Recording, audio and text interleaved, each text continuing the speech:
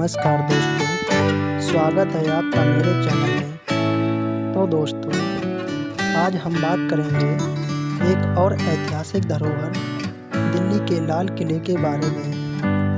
ये किला बलुआ पत्थर से बना हुआ है। ये किला शाही किला न सिर्फ मुग़ल बादशाहों का राजनीतिक केंद्र हुआ करता था, बल्कि एक ऐसी इमारत थी जिस पर मुग़ल शासकों को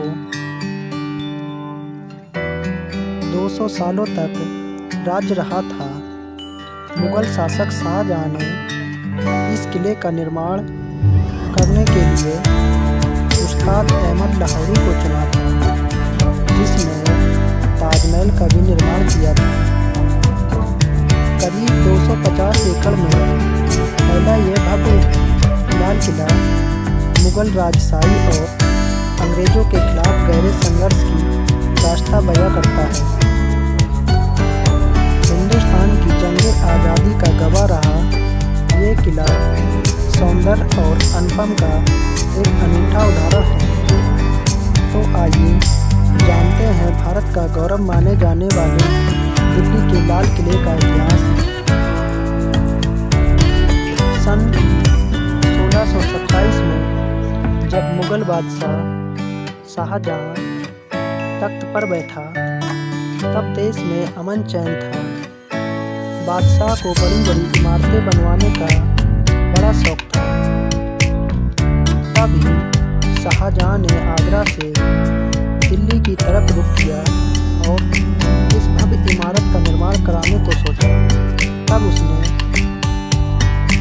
इसके लिए कारीगर उस्ताद अहमद लाहौरी को चुना, जिसने यमुना नदी के खुले मैदान के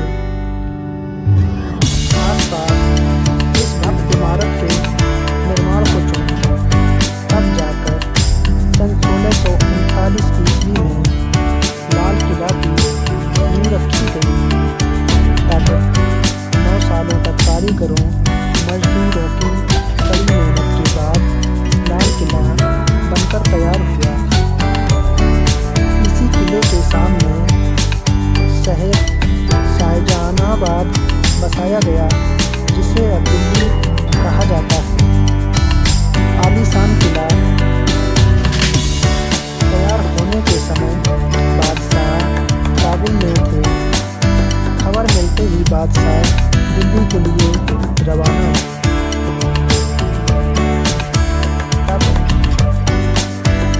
तब यह आलीशान किला आगरे के किले से दोगुने आकार के।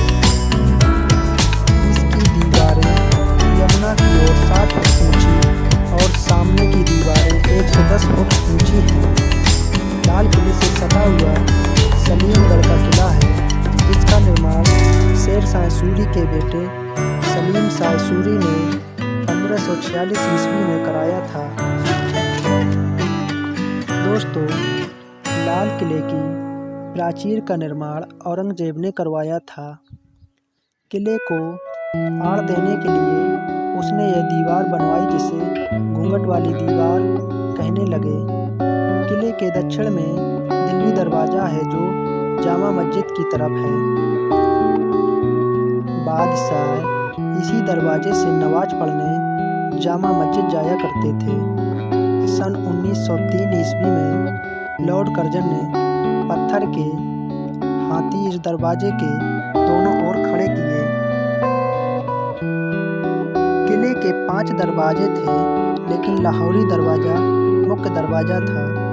ये दरवाज़ा चांदनी चौक के ठीक सामने पड़ता है। लाहौरी दरवाजे से ठीक प्रवेश करते ही छत्ता बाजार शुरू हो जाता है। लाहौरी दरवाजे के छत्ते से निकलकर नज़र पड़ती है नक्कार खाने की 2 मंजिला इमारत पर। बीच में एक चौक था, जिसका सरोवर अब मैदान बन चुका है। चौक से आगे बढ़ने पर एक दरवाज़ा है, जिसे हाथी पोल कहते थे। नक्कार खाने से सामने नज़र जाती है दीवाने आम की ओर। इसने वो शानो शौकत और वो दौर भी देखा।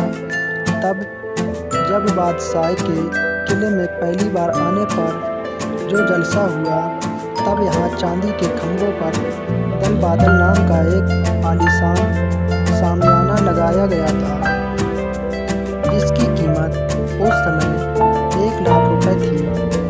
तख्ते ताउस हीरे जवाहरात से जड़ा सिंहासन था, जिसमें सोने के ठोस 6 खंभे थे, जिसमें जवाहरात, हीरे मोती, नीलम से जड़े 2 मोर थे। तख्ते ताउस की कीमत का अंदाजा 17वीं शताब्दी में करोड़ों रुपए में लगाई गई थी। लाल किला दिल्ली के मुगल शासकों के जमाने से सत्ता का प्रतीक रहा। तब सन 1857 ईस्वी में अंग्रेजों के विरुद्ध विद्रोह हुआ। तब क्रांतिकारियों ने आखिरी मुगल बादशाह बहादुर शाह जफर के नेतृत्व में आज़ादी के पहले आंदोलन का बिल्कुल यहीं से बजाया। 1857 ईस्वी के बाद अंग्रेजों ने इस किले का इस्तेमाल सैनिकों की छावनी के रूप में किया। फिर 1940 ईस्वी में नेता सुभाष चंद्र बोस ने दिल्ली चलो का नारा दिया और लाल किले पर तिरंगा फहराने का आह्वान किया। लाल किला मुगल साम्राज्य के वैभव, शानो शौकत, विरासत और गौरव का गवाह है, तो इसने मुगलिया सल्तनत के पतन को भी देखा है। बादशाहों की मजबूरियों पर आंसू बहाए, जालिमों के जुल्म और लुटेरों के लूट को दर्ज किया है। अंग्रेजों के विरुद्ध एक बादशाह के नेतृत्व में क्रांतिकारियों को लड़ते देखा है। आज़ाद हिंद फौज के अधिकारियों, जवानों पर मुकदमे की बहस को सुना है। स्वाधीनता के लिए देश से उठती आवाज़ों को भी इसके कानों तक पहुंची हैं। और यहीं लाल किला आज़ादी के बाद सबकी आंखों में बस गया, जब इसकी प्राचीर से देश के पहले प्रधानमंत्री ने तिरंगा फहराया। तो दोस्तों, यह हमारी कहानी अच्छी लगे तो आप हमारे चैनल को सब्सक्राइब करना न भूलें। नमस्कार दोस्तों।